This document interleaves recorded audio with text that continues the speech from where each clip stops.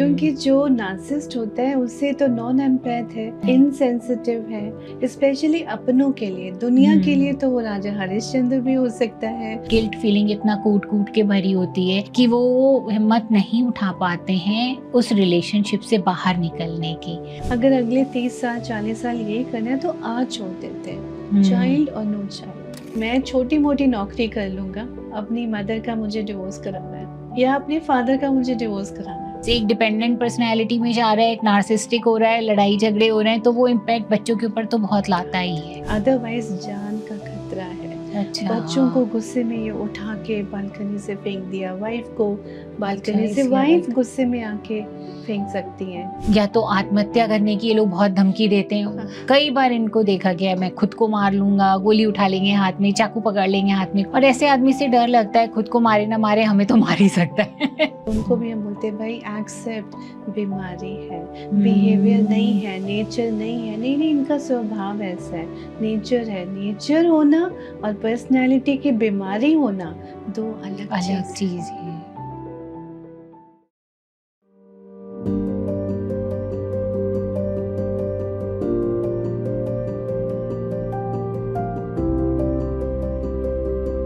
Hello friends, आज हमारी guest what Amita Puri ma'am, जो पहले भी हमारे पॉडकास्ट में आ चुके हैं, कई बार आ चुके हैं, और इनके साथ हमने नार्सिसिस्ट, ओसीडी से लेकर के कन्वर्सेशन बिल्ड की है। आज फिर हम नार्सिज्म के ऊपर कन्वर्सेशन बिल्ड करने जा रहे हैं, पर आज की कन्वर्सेशन थोड़ी हटके है। So welcome Amita ma'am. Thank you, it's always a pleasure आपके साथ आके। Yes ma'am, so true. और आपके साथ बात करके मैम, और कम से कम ये नार्सिज्म के बारे में और जान करके बहुत ज़्यादा ओवरवेलमिंग भी हो जाता है कि क्या चल रहा है और कितने लोग इन चीज़ों से सफ़र कर रहे हैं और क्या किया जा सकता है। सबसे पहले इस बात को जानना, इसीलिए आज का पॉडकास्ट स्पेशल है, क्योंकि हमने पिछले 2 पॉडकास्ट में इस बात को समझने की बहुत कोशिश करी कि किस तरीके के लोग होते हैं ये, किस तरीके का ट्रॉमा ये अपने साथ रहने वालों को, फैमिली मेम्बर्स के ऊपर थ्रो करते हैं, और कैसे इनके फैमिली मेम्बर्स साइलेंटली सफ़र करते हैं। आज हम इसको हाथ पकड़ के थोड़ा और आगे लेके जाते हैं कन्वर्सेशन को, कि जो फैमिली मेम्बर्स हैं और जो इन ट्रॉमा को फेस कर रहे हैं, डील कर रहे हैं, उनको हम कैसे एम्पावर कर सकते हैं, उनको हम किस तरीके से इमोशनल वेलनेस की तरफ ले जा सकते हैं। Right ma'am, as you must have seen, और आपने जिस तरीके से बताया है कि वो लोग बहुत सफ़र करते हैं, तो थोड़ा उनकी सफ़रिंग के बारे में बताएंगे मैम कि क्या वो लोग सफ़र कर रहे हैं और कहाँ उनको वेलनेस की ज़रूरत है। उन्हीं को वेलनेस की सबसे ज़्यादा ज़रूरत है, क्योंकि जो नार्सिसिस्ट होता है उससे तो नॉन एम्पैथ है, इनसेंसिटिव है, डिमोनिक लाइक उसकी फीलिंग्स होती हैं, मतलब होती ही नहीं है। स्पेशली अपनों के लिए, दुनिया के लिए तो वो राजा हरिश्चंद्र भी हो सकता है, वो बहुत कुछ दुनिया के लिए अलग फसाड। लेकिन अब्यूज़ घर के चाहते में होता है तो पार्टनर सफ़र करता है और बच्चे सफ़र करते हैं बहुत ज़्यादा। तो फिर मेंटल हेल्थ, वेलनेस की, इवन फिज़िकल हेल्थ की किसको ज़रूरत है? केयर की, द फैमिली मेम्बर्स। और उन्हीं को ही हम देखते हैं जब वो आते हैं, मे बी वो किसी और इशू के लिए आए हैं, उनको हेडेक्स होते हैं, माइग्रेन इश्यूज़ हैं, फाइब्रोसिस हो सकता है बहुत तरह के, गायनेक इश्यूज़ और आ सकते हैं, थायराइड इश्यूज़, बीपी का, उनके फाइब्रोमाइल्जिया, कुछ भी हो सकता है। इवन उनको पैरालिसिस हो सकता है, जैसे लिखने से डर लगता है। इतना ज़्यादा घर में वो एक वातावरण बहुत ख़राब बना के, एक no one can even imagine क्या हो रहा है, इतना ज़्यादा अब्यूज़। और हमारे यहाँ तो अब्यूज़ को वही मानते कि अगर मारा तो अब्यूज़ है, नहीं तो नहीं।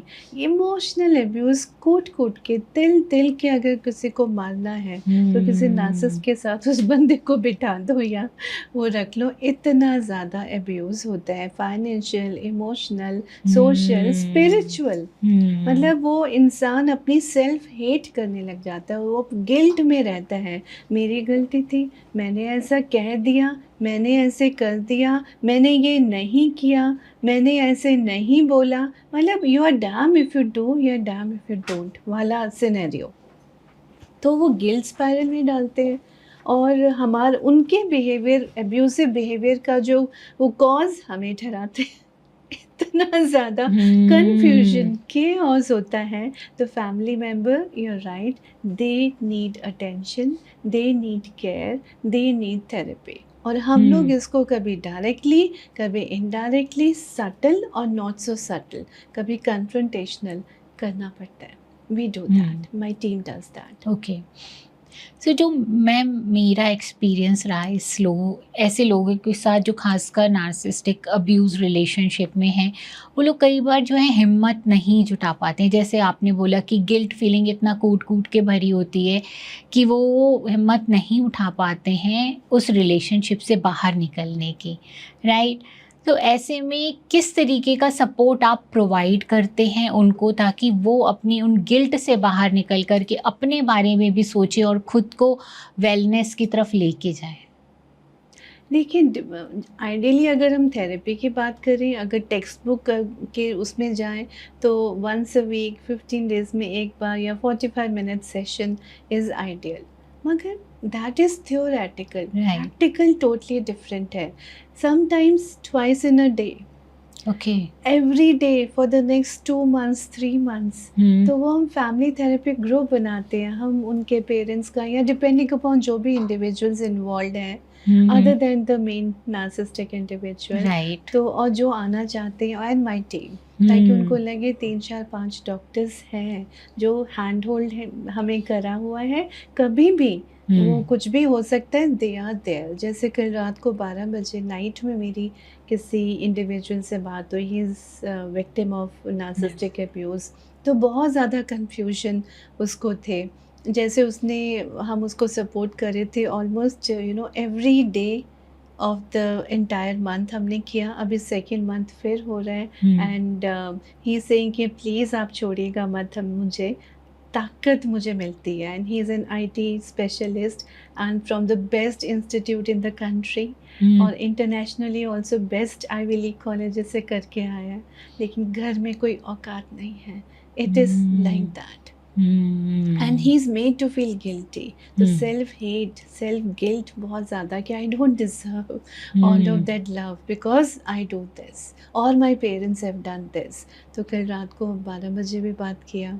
फिर मैं टीम से भी, वो लोग भी हैंड होल्ड करते हैं। So there is no hard and fast rule, individual to individual हम थेरेपी डिज़ाइन करते हैं। And you need hand holding, कई बार कन्फ्रंटेशनल हैंड होल्डिंग के, नहीं बेटा यू नीड, और वी आर देयर। क्योंकि हमने आज आपसे बात की, सेशन है, कल कुछ हो गया, रात को कुछ हो गया, शाम को कुछ हो गया, तो समझ ही नहीं आता। राइट। जैसे इस लड़के ने बताया, ही इज़ अराउंड 38 और going through a lot of issues, तो स्पेशली नार्सिसिस्टिक वाइफ के साथ। तो उसने पूरा financial control, and he said कि वाइफ जॉब नहीं करती। सोचो आज के ज़माने में भी जॉब नहीं करती, they don't have a child, IVF try कर रहे हैं, और God knows what all is happening, because sometimes then she is craving all the time कि मेरे को, I can't take that, I am going to stop treatment.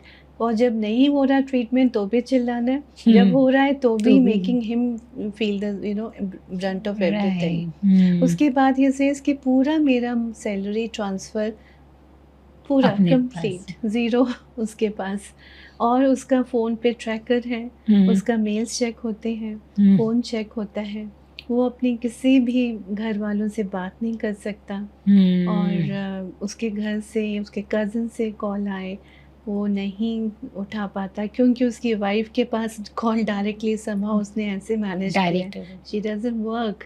लेकिन पूरा control तो सोशल, इमोशनल, फिजिकल, स्पिरिचुअल इनके हाथ में, financial.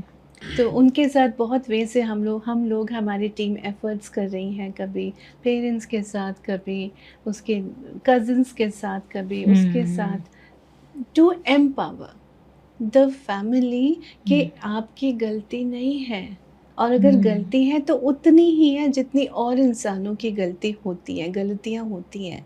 That doesn't make you a wicked person. लेकिन Yes. वो ऐसा आपकी गलती को मैग्नीफाइंग लेंस के साथ गिनाते हैं, आपकी, आपके फैमिली मेंबर्स की, कि आपकी जो होता है ना कि रीढ़ की हड्डी ब्रेक किसी की हो जाए, बेचारा खड़ा ही नहीं हो खड़ा पाएगा। ही नहीं पाता है। सो ट्रू मैम, मैंने आपके साथ एक केस मैम ऑब्जर्व किया था, आपने मुझे इनवाइट किया हाँ था, and ji. I saw that case जो आप बता रहे हैं। पेरेंट्स कैसे परेशान थे, उसके पेरेंट्स के साथ बातचीत बंद करवा दी उसकी वाइफ ने, and he was such a strong built person, और पुलिस में था, पर्सनैलिटी आप पुलिस में था, बताइए। राइट, पुलिस में था, officer. Personality seriously ma'am. And then narcissist wife होने की वजह से कितना वो बोल नहीं पा रहा है, ऐसा स्ट्रॉन्ग बिल्ड का बंदा, और इमोशनली, और ऐसा नहीं है, जब हम लोग बात कर रहे थे तो ही वॉज टॉकिंग सो, इतने इम्प्रेसिवली बात कर रहा था, बहुत स्मार्टली बात कर रहा था, बट कितना उसके अंदर भी गिल्ट भरा हुआ है कि वो अपना स्टैंड नहीं ले पा रहे। Then how you teach him to confront his wife.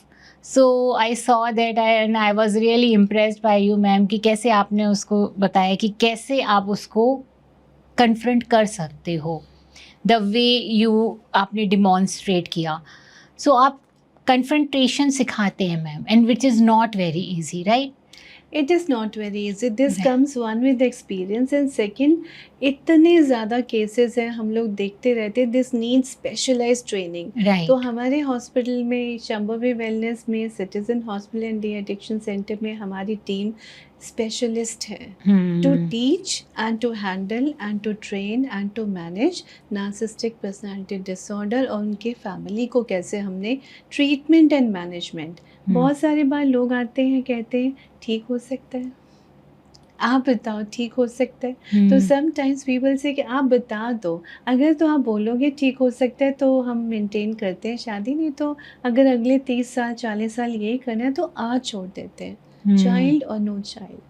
लेकिन बहुत सारी फैमिलीज़ में लोग उतनी हिम्मत नहीं जुटा पाते, क्योंकि ये लोग जो नार्सिसिस्टिक पर्सनालिटी डिसऑर्डर के लोग होते हैं, ये लोग शिकार भी उन्हीं वल्नरेबल लोगों का करते हैं जो डिपेंडेंट पर्सनालिटी डिसऑर्डर या उससे रिलेटेड ऑलरेडी गिल्ट में होते हैं, Right. ऑलरेडी इन्फीरियरिटी कॉम्प्लेक्स होता है, ऑलरेडी सेल्फ डाउट्स होते हैं, और कहीं ना कहीं already dysfunctional family in one form और द अदर होती है। राइट। और ये लोग ऐसे शिकार करते हैं, जिसको बोलते हैं ना, गला नाप लेते हैं कि okay he is the person और शी इज़ द पर्सन, और फिर उसके बाद उसको लव बॉम्बिंग।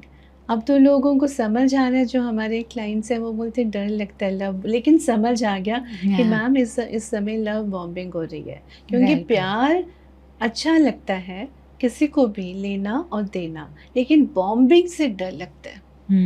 जैसे वो मूवी थी ना जिसमें वो सोनाक्षी सिन्हा बोलती है कि गोली से डर नहीं लगता, थप्पड़ से लगता, थप्पड़ से डर नहीं लगता, प्यार से लगता है, सॉरी। हाँ, तो यहाँ हाँ, पर प्यार से डर लगता है, इतना ज़्यादा, मतलब हाँ। Bombing, love bombing.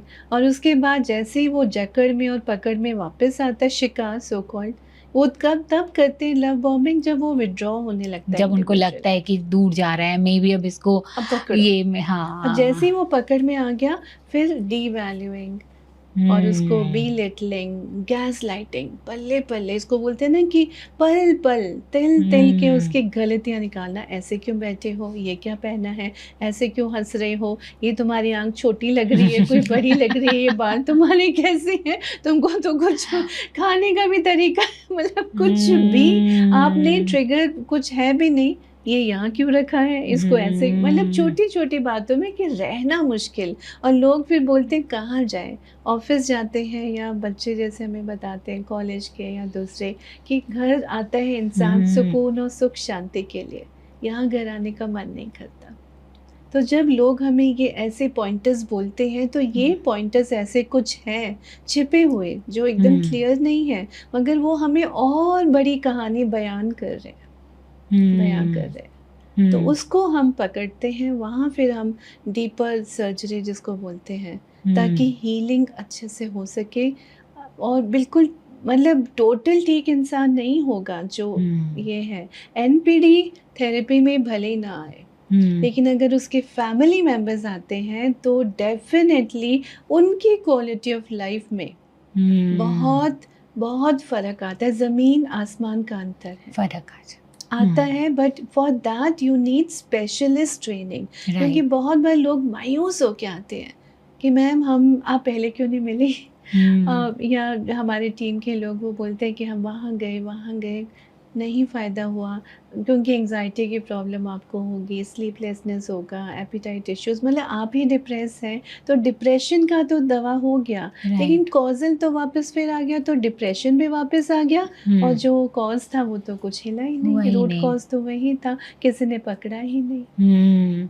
And ma'am since you are so specialist और आप जब उनके अंदर जाने की कोशिश करते हैं, समझते हैं कि रूट कॉज आ कहाँ से रहा है, then you got to know कि कहीं कुछ फैमिली में ऐसा चल रहा है, कोई ऐसा है, और हमारे स्पेशली एंटीनास खड़े हो आपके जाते एंटीनास खड़े हो जाते हैं। कि एंड आई कुछ कैन है। अंडरस्टैंड आप, क्योंकि इन्हीं लोगों के साथ ज़्यादा आपका काफ़ी काम रहा है, सो आप बहुत जल्दी साइन एंड सिम्टम्स को पहचान जाते हैं कि कौन सा इंसान जो है इसका विक्टिम हो है, जो आपके पास आए उसमें से कौन इसका विक्टिम हो सकता है।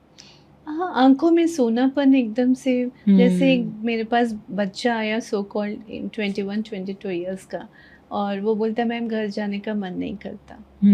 डे स्कॉलर था, फ्रॉम अगेन प्रेस्टिजियस इंस्टीट्यूट कहता मेरा घर जाने का मन नहीं करता। मैंने कहा क्यों? बोलता है डोमेस्टिक वायलेंस बहुत होता है। मैंने कहा ओके, तो आपको भी मार पड़ती है? बोलता हाँ, बजाते बजाते अपने पेरेंट को मुझे भी मार पड़ती है। तो मैंने बोला ओके, गुस्से वाला कौन है, कौन मारता है? मिसेस मम्मी मारती है, मुझे भी मारती हैं, मेरे पापा को भी मारती हैं, शॉकिंग। और बुरी तरह से मारती हैं। चप्पल जूता जो हाथ में आया, और बच्चा, दो भाई बहन हैं ये लोग, लेकिन वो ऐसे छोटी छोटी बातों से समझ आता है, और फिर लोगों को नहीं मालूम। हम इसके लिए भी बात कर रहे थे कि नार्सिसिस्टिक पर्सनालिटी डिसऑर्डर होता क्या है। वो एज्यूम करते हैं या तो मुझ में गलती है, इतनी गैस लाइटिंग कर करके दबा दिया होता है, सप्रेस इमोशंस, नम हो जाता है, मतलब वो फीलिंग जो है वो टूट जाती है, मतलब हम अपनी फीलिंग्स का एहसास नहीं कर पाते, दबा के, क्योंकि इतनी गलतियां हमारी बार बार निकालते रहते हैं। तो उसमें फिर मतलब हमें इनको लगता है कि क्या करें, जैसे कि एक वो गुलजार का शेर है ना कि हम समझदार इतने हैं कि हम उनके झूठ पकड़ लेते हैं, मगर बेवकूफ़ भी इतने हैं कि फिर यकीन कर लेते हैं। तो ये वापस उसमें ले आते हैं, हमको जकड़ते हैं जब ये देखते हैं कि विथड्रॉ कर रहे हैं। तो ऐसे इतने केसेस आते रहते हैं, और mostly men suffer.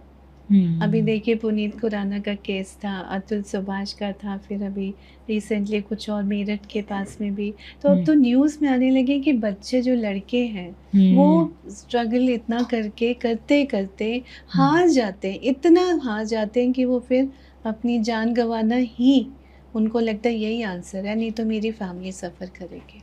I am not saying कि डिस्काउंटिंग के girls do not suffer, girls की प्रॉब्लम्स वो हैं, भी काफ़ी करते वो हैं, समाज में है, लेकिन men are suffering like men, anything, हाँ, men are suffering like, और हाँ। उनका दर्द कोई भी नहीं समझ रहा, इवन लीगल उसमें भी, और पुलिस में भी आप जाएं तो वो उनकी जल्दी उनकी सुनवाई नहीं होती है, हाँ। उनके परिवार वालों की सुनवाई नहीं हो रही। और जो नार्सिसिस्टिक फीमेल्स होती हैं, स्पेशली यंग, वो केसेस बहुत आते हैं कि वो धमकियां लड़कों को, हस्बैंड्स को दे रही होती हैं कि तुम अपनी मदर के साथ रहो या मुझे, मतलब चूज़ करना है। रिश्तों में चूज़ कहाँ करना है, रिश्तों में तो सबके लिए जगह होती है, नॉर्मल रिश्तों में तो सभी रिश्तों के लिए एक अलग अलग जगह है। और उसके बाद अगर तुमने अपनी माँ से बात की, फादर से, कुछ और किया, तो मेरे से कट, और मैं अगर गई घर से तो सबको जेल भिजवा दूंगी, क्योंकि हमारे लॉ में भी अब थोड़ा सा फीमेल्स के लिए वो सॉफ्टनेस आ गई है। वो आना ज़रूरी था, क्योंकि तभी भी बहुत फीमेल सफ़र काफ़ी किया है फीमेल्स ने, बट अब राइट नाउ जो है कुछ कई जगहों पर फ़ायदा उठाया जा रहा है, नॉट एवरीवेयर बट कई जगहों पर फ़ायदा उठाया जा रहा है, जिसके और स्टैटिस्टिकली स्पीकिंग जो नार्सिसिज्म है वो फीमेल्स में ज़्यादा हो रहा है, ये भी है। तो वो वर्ल्ड ओवर वही रेशो है कि फीमेल्स में ज़्यादा होता है।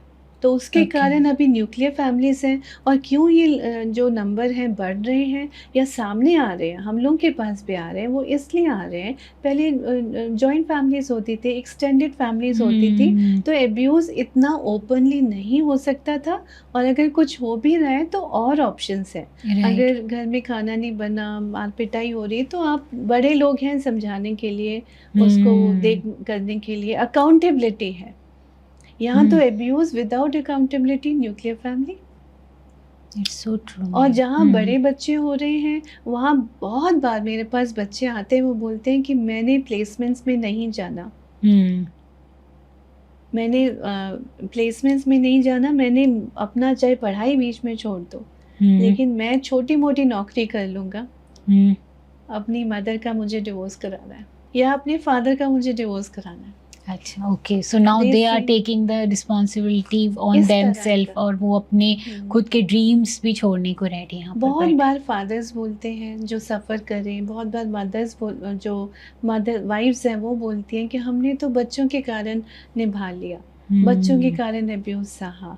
पर नहीं, कहीं न कहीं हम उन इंडिविजुअल की व्यक्तित्व में वीकनेस थी कि you were right. taking in all that abuse, and we need to understand that, and we need to propagate this particular choice of action कि नहीं, ये आपकी चॉइस है। बच्चों में क्या, ये सुन के बोल के क्या हो रहा है, क्योंकि बच्चे आते हैं ना 30s में, 40s में, 50s में भी कि मैंने घर में अब्यूज़ देखा, मेरी माँ या मेरे फादर को इतना प्रताड़ित किया जाता था, और वो अभी भी स्कार्स हैं।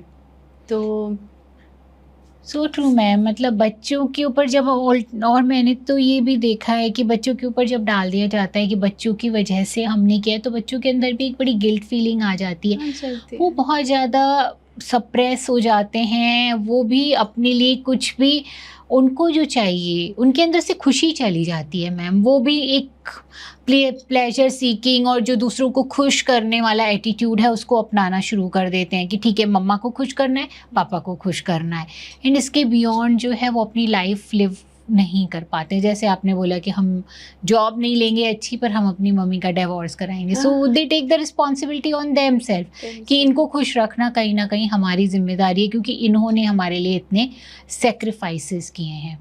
और उसके बाद उनकी अपनी इंटरपर्सनल रिलेशनशिप्स, तो बहुत सफ़र बहुत सारे करती है। केसेस आते हैं, तो family therapy is the answer.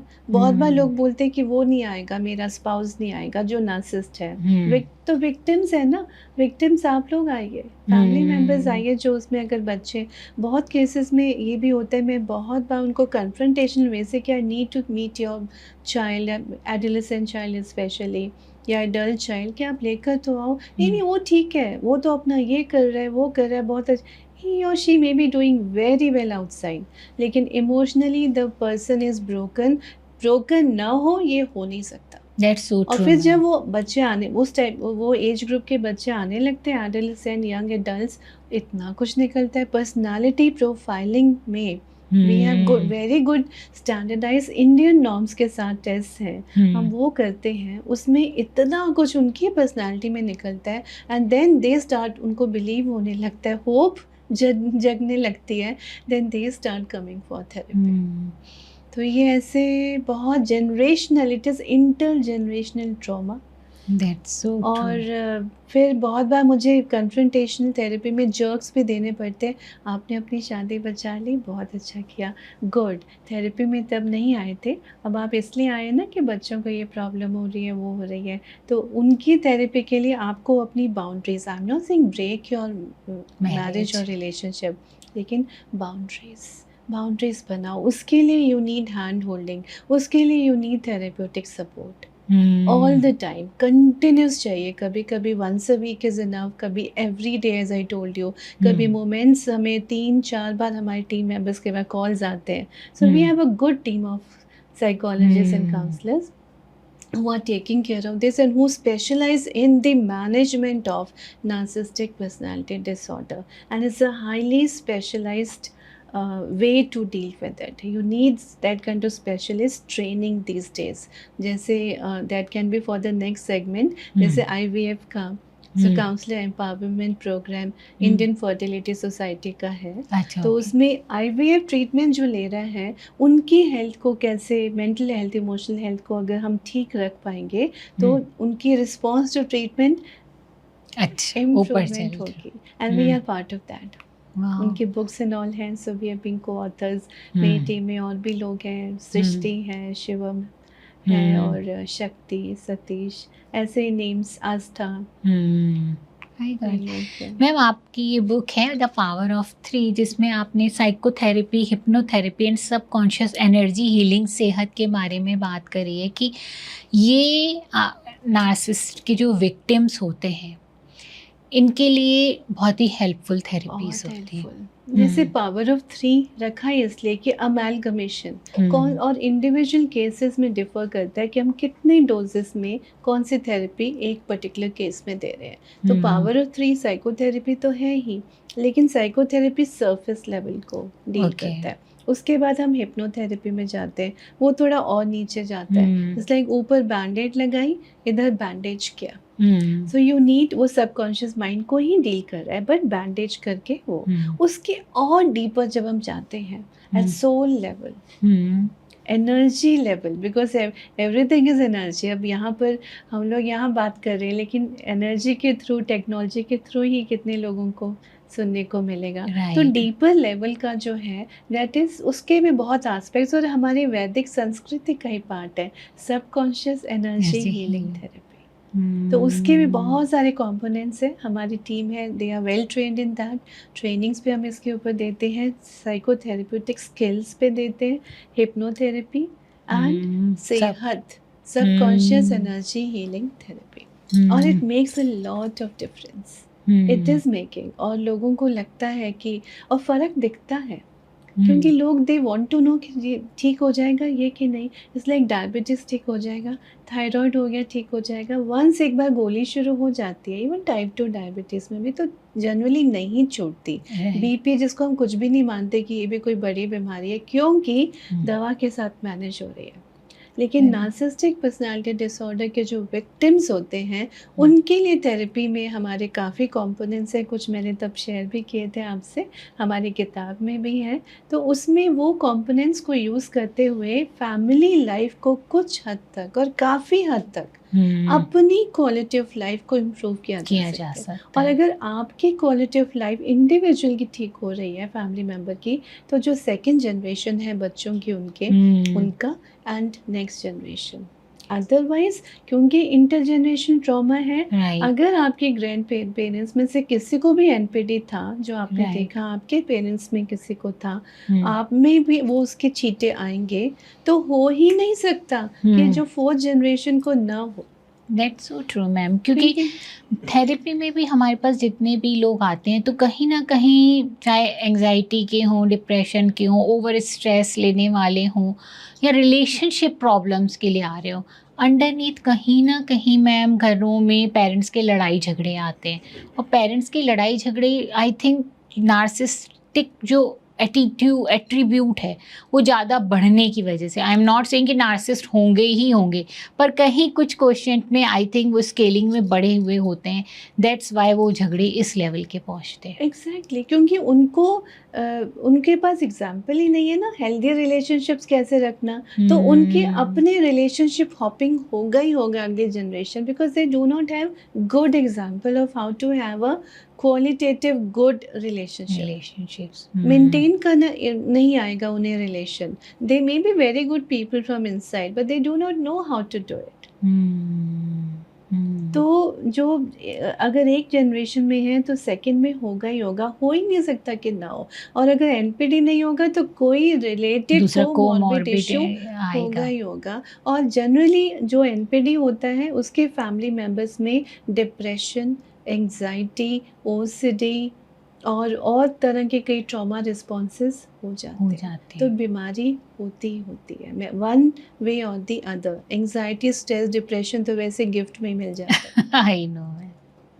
लोग हमसे पूछते हैं कई बार कि हम सोच रहे हैं कि अपने परिवार बढ़ाने की, टू हैव अ बेबी, तो प्लान द बेबी कैसे करें। तो मैं बोलती पहले जो एनपीडी है ना उसको ट्रीट कर लो, उसका थोड़ा सा टाइम ले लो, बिकॉज आप जो अनबॉर्न बेबी को गिफ्ट में लेके आओगे। एंग्जाइटी, स्ट्रेस, डिप्रेशन और कोमॉर्बिड इश्यूज दे रहे हैं। तो पहले अपना थोड़ा सा मेस क्लीन अप करें, then plan the baby. That's so true ma'am. Ma'am ये जो पर्सनैलिटी प्रोफाइलिंग है वो कितना हेल्प करती है ट्रीटमेंट प्लान में? बहुत बहुत, that is the first step we do कि पर्सनालिटी से हमें वो, अगर इंडिविजुअल आया जो अगर एनपीडी है, जैसे केस अभी कॉल पे हमें किसी ने बोला मेरी ये प्रॉब्लम्स हैं, so almost 1.5 hours that person was just ranting. तो मेरे टीम मेंबर ने, हमने बोला ओके आपका हम पहले असेसमेंट करते हैं। आई अंडरस्टैंड कि आपके फैमिली मेम्बर्स पे वो सारे इश्यूज हैं, you are the victim because they love to play the victim. तो हमने बोला फर्स्ट हम असेसमेंट करते हैं, देन हम नेक्स्ट थेरेपी सेशन उसके बेस पे आफ्टर वी डिस्कस। तो जब टेस्ट हुआ तो जो भी रिपोर्ट्स थी, जब उनके साथ मेरी टीम मेंबर ने डिस्कस की तो उनको सीधा बोला क्या कि ये तो गलत है, मेरा दोबारा कर दो। अच्छा, ओके। एक्सेप्ट नहीं करेंगे, but we know that, we understand that, क्योंकि ये चीज़ें हम रोज देखते हैं, डील करते हैं। तो उनको डिप्लोमेटिकली हमने फिर हैंडल किया वो केस को, और उसके बाद फिर अब नेक्स्ट थेरेपी को हम कैसे डिज़ाइन करेंगे ऑन द बेसिस कि इतनी ज़्यादा भी वो सुपरा सेंसिटिव है और family members have not yet कम, लेकिन ये इंडिविजुअल चाहता है बेसिकली कि हम वहाँ से उसका किसी तरह वो फैमिली मेम्बर्स आएंगे। तो मतलब डॉक्टर कह रहे हैं कि ये तो भोली भाली लड़की इसको आप क्यों तंग कर रहे हो। तो कई बार हम इंडिविजुअल काउंसलिंग जब करते हैं और फैमिली मेम्बर्स, तो हम बताते हैं कि देखो जॉइंट सेशन में तो हम ये बोलेंगे आपके लिए, लेकिन उनको भी विन विन सिचुएशन होना, क्योंकि रहना तो साथ है। सही बात है, ट्रीटमेंट तभी पॉसिबल हो पाएगा जब एज डॉक्टर्स हम हमेशा ये बोलते हैं चॉइस इज योर्स, समय लगेगा, समय लगेगा। सो दैट मीन्स कि मैम जैसे ये पेशेंट आए होंगे और इन्होंने आपसे बात करी होगी तो बहुत ज़्यादा ये होगा कि मेरी वाइफ ये करती है या मेरे घर में पेरेंट्स ऐसे करते, तो they are more of a other thing, उनके लोगों की वजह से मेरी लाइफ में क्या क्या प्रॉब्लम चल रही है वो उन्होंने आपके साथ डिस्कस किया होगा। Then you must have recognised कि ये इंसान जो है जो इतना ब्लेम गेम खेल रहा है तो ही और she could be a narcissist person. उसके बाद ना टोन, अच्छा, वो जो टोन में आप बात कर रहे हो वो बहुत इम्पोर्टेंट है, जिसको बोलते हैं लहजा। फिर आप अपना विक्टिम जिस तरह, फिर उसमें आप कैसे अपना दूसरी, जैसे कि हम वेरी स्मॉल चाइल्ड, हम तो छोटी सी प्यारी सी नन्ही सी लड़की हूँ, सो फिर लेकिन पर्सनालिटी प्रोफाइलिंग में निकल आता है कि कहीं नहीं कि और जब मैंने अपनी टीम को दिया, मैंने कहा देखो ये होगा, फिर भी डबल चेक तो हम करते ही हैं। वो इसलिए क्योंकि ये केसेस बहुत ही सटल होते हैं, इनको तो we need to be very very sure about it. और इंडियनाइज टेस्ट है and they are very very powerful, उनकी स्टैंडर्डाइजेशन उनका बहुत स्ट्रॉन्ग है। So in that sense psychometric properties काफ़ी स्टर्डी है, तो वो मैटर करता है। तो वो प्रोफाइलिंग होने से सिर्फ इंडिविजुअल को ही नहीं, कई बार फैमिली मेम्बर्स को भी हम बताते हैं कि देखो, और फैमिली मेम्बर्स की पर्सनालिटी ऐसे इंडिविजुअल के साथ रह के डिपेंडेंट बन गई है, बॉर्डर लाइन बन गई है, या 7-8 डायमेंशंस हैं पर्सनालिटी टेस्ट के, तो कुछ निकल के आते हैं। तो हम बोलते हैं कि भाई आपकी ये पर्सनालिटी है, तो या तो आपके चाइल्डहुड में कुछ इशू है, या फिर करेंट लाइफ में आप बहुत फेस कर रहे हो प्रॉब्लम्स, दैट डिपेंड्स अपॉन। और वो प्रॉब्लम्स फेस कर रहे हो एंड यू आर स्टिल, इसको बोलते हैं ना कि खड़े हो वहाँ पर, आप अभी ब्रेक नहीं हुए, मतलब रिलेशनशिप को आप ब्रेक नहीं कर पा रहे, you are taking in all this abuse because DPD आपका हाई है, डिपेंडेंट पर्सनालिटी डिसऑर्डर पर्सनालिटी। देखिए नार्सिसिज्म हम सब में होता है, क्योंकि सब ट्रेट्स हम सब में है, आँख कान नाक मुंह सबका, लेकिन आँख भेंगे हो जाना, नाक बिल्कुल, दैट इज डिसऑर्डर। उसको फिर कैसे कितनी महंगी है, कितना उसके मुताबिक फिर ट्रीटमेंट हमारी जो थेरेपी होती है। तो personality profiling is the first step, always the first step. और जो डिपेंडेंट पर्सनालिटी डिसऑर्डर वाले होते हैं मैम, वो उनके क्या सिम्टम साइंस होते हैं? देखिए, वही जो हम कॉल पे बात कर रहे थे, टोन में पता लग जाता है, उनकी वो जो आईज़ से पता लग जाता है, उनकी हुँ, जिस तरह की ग्लेज़्ड स्माइल, ग्लेज़्ड लुक होती है, हुँ, फिर वो हमेशा डिफेंसिव कि वो ऐसे करती हैं लेकिन तो ऑलवेज़ दे हैव अ हमेशा वेरी गुड एक्सक्यूज़ लेकिन दे हैव दिस हुँ, पर वो ऐसे उसको ना कॉज़ उसमें से they try to cover that up हुँ, ऑल द टाइम। आप इतनी अब्यूज़ ले रहे हो, फिर भी कवर कर रहे हो। हुँ, आपकी मदर को कोई और इतना गाली दे रहा है, आपके ब्रदर्स को, आपके घर में बच्चों को इतना कोई एक again a boy around 40 year old वो डर के मारे घर से बाहर नहीं निकल पाता ड्यूरिंग हिज वीकेंड्स ऑफ तो आजकल कॉर्पोरेट में सभी के होते हैं generally, hmm, every institution because उसकी एनपीडी वाइफ है, वो निकल नहीं पाता, वो निकलने नहीं देती उसको कि तू हुँ, बच्चों का तू देख और अगर वो निकले तो सामने ही बच्चों को पटकना शुरू कर देती है। Oh! What do you do? Hmm, तो हुँ, वो और then why are you taking this abuse? Hmm, तो ऑब्वियसली आपका डिपेंडेंट इंडिपेंडेंट पर्सनैलिटी कि पर्सनैलिटी होनी आपसे ब्रेक ही नहीं हो रहा, इतनी अब्यूज़ आपकी मदर को गालियाँ, वो है भी नहीं तो भी आप कंप्लेन कर रहे हो, यू आर फीलिंग हर्ट पर आप कुछ एक्शन नहीं ले पा रहे हो। तो क्यों? आप कहीं न कहीं डिपेंडेंट हो गए हो। आपकी पर्सनैलिटी में वो भी एक तरह की प्रॉब्लम है, तो उसकी में फिर थेरेपी अलग से कर रहे होते हैं। उसके अलावा ऐसे लोगों को तो ये डिप्रेशन बहुत इतने जल्दी होता डिपेंडेंट है। क्यों हो जाते? किस चीज़ से की इतनी डिपेंडेंसी? इमोशनल डिपेंडेंसी है दूसरे इंसान की कि ये रहना चाहिए मेरी लाइफ़ में, चाहे अच्छा है, चाहे बुरा है। उनके childhood experiences hmm. They have made him personality अभी नहीं आती कि बड़े हाँ, होके। ऑब्वियसली वो चाइल्डहुड से ही बनती है, तो कहीं उन्होंने कुछ चाइल्डहुड में ऐसा फेस किया है जिसकी वजह से उन्होंने दे अ, पीपल प्लीज़र बन गए। पीपल प्लीज़र बन गए हैं। वो हुँ, करते-करते डिपेंडेंस आ गई। ऐसे एनपीडी के लिए बहुत पेरेंट्स हमारे पास आते हैं, जी हमारा बच्चा शादी से पहले तो ठीक था, अभी शादी के बाद चेंजेस आए हैं। मतलब ये एनपीडी के जो वायलेंट बिहेवियर कर रही है, हुँ, तो वो शादी के बाद कर रही है क्योंकि सास ने ये बोल दिया, हस्बैंड ने ऐसे कह दिया और आप हमें लिख के दे दो। कभी हुँ, लीगल में कुछ है। एक तो वैसे ही डॉक्टर्स के पास मेडिको लीगल केसेस वही रहता है कि not for medico legal right, purposes but हाँ, अलावा उसके भी हम बोलते हैं कोई भी नहीं लिख के देगा। क्यों? हुँ, क्योंकि personality issues NPD specially childhood की डेप्रिवेशन से बच बन रहा होता है। They will hmm, not admit अगर हम उनसे बात करें कि आपके चाइल्डहुड में इश्यूज़ था। They will say second half में प्रॉब्लम आई। पर हुँ, एक्चुअली चाइल्डहुड से था तो करते-करते वो फ़र्क पड़ा, पर्सनैलिटी बिल्कुल डायकॉटमी हो गई। हुँ। लेकिन इनको समझते-बूझते जैसे कहते हैं ना अंधे को अंधा नहीं बोलते सूरदास कहते हैं, तो एनपीडी को एनपीडी नहीं हम कहते डायग्नोज़ करते, हाँ, हम क्योंकि वो उसको तो भड़क बिहेवियरल जाएँगे एकदम से अगर उनको आप एनपीटी वो तो शायद सामने वाले को एनपीटी बता देते। हाँ, मतलब मेरा एक्सपीरियंस यही है कि वो खुद को तो नहीं करते पर अपने स्पाउस को ज़रूर बोल देते हैं कि ये ये एनपीटी है।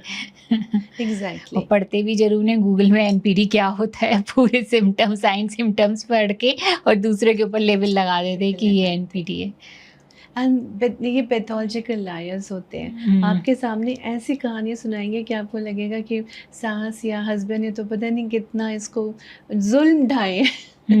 और जबकि हुँ, अपनी फैमिली से वो चीज़ें नहीं मिली, लेकिन वहाँ फिर भी आप जा रहे हो, कर रहे हो, अपने आपने इन-लॉज़ की फैमिली को आपने बिल्कुल आप उनके साथ रहते हो। बोलते हैं ना कि छाती पे मूँग डलना। हुँ, तो हुँ, ये ऐसे लोग होते हैं और क्योंकि दिल नहीं होता, ऐसे लोगों का सच में दिल शायद मिसिंग होता है, तो इसीलिए हम नॉन एम्पैथ बोलते हैं ना कि दूसरों की भावना को समझना ही नहीं।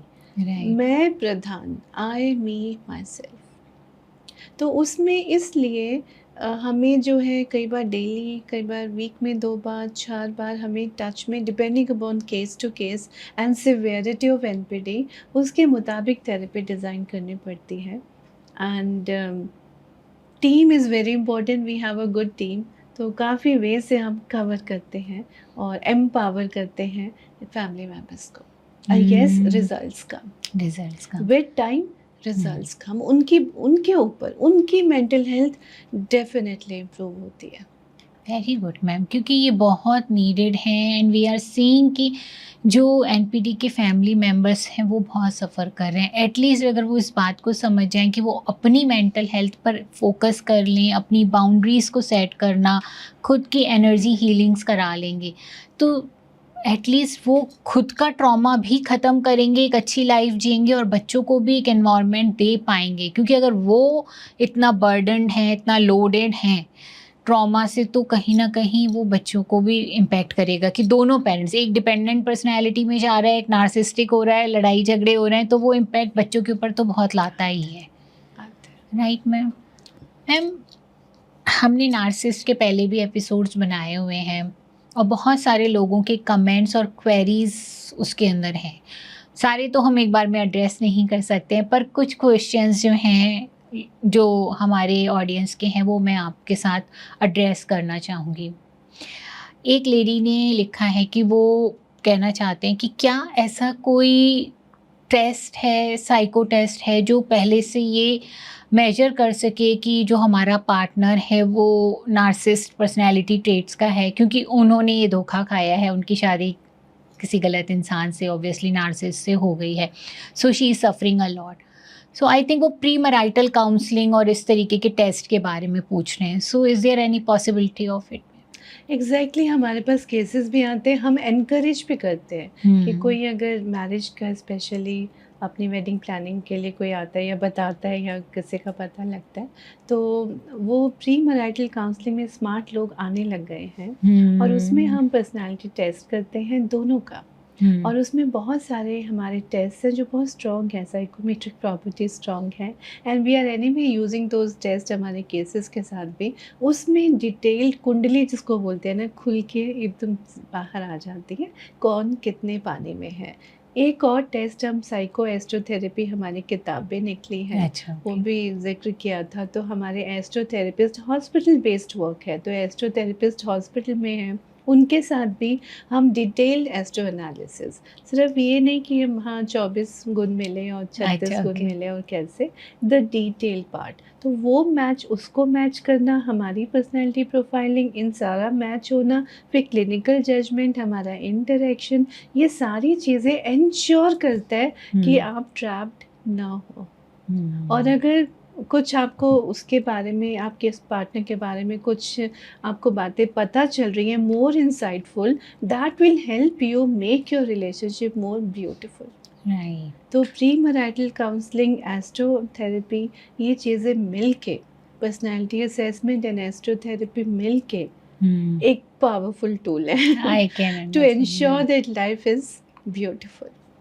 That's so true. So I think जो भी शादी करने जा रहे हैं या जो अभी रिलेशनशिप्स में हैं और सोच रहे हैं कि हमें इस रिलेशनशिप को कमिटमेंट की तरफ लेके जाना है, अगर आपको थोड़ा सा भी डाउट है, क्योंकि आपको पता तो चल जाता है when you are in a long relationship में, खासकर अगर कोई होता है तो समझ में तो आ ही जाता है कि यहाँ कुछ ऐसा है जो पैटर्न में जा रहा है, जहाँ पर हमको ट्रैप लग रहा है। You must go for such test और प्री मैरिटल काउंसलिंग में चले जाएं एटलीस्ट, ताकि आपके साथ जो है ये दुर्घटना ना हो। क्योंकि बाद में अगर आप ऐसे किसी भी रिलेशनशिप में फंस जाएंगे तो बहुत तकलीफ़ है, पेन है और बाहर निकलना इतना आसान नहीं है शादी से। इसलिए पहले से ही शादी में जाने से पहले आप इस स्टेप को उठा ले तो बहुत अच्छा है। Right ma'am? बिल्कुल। Great ma'am.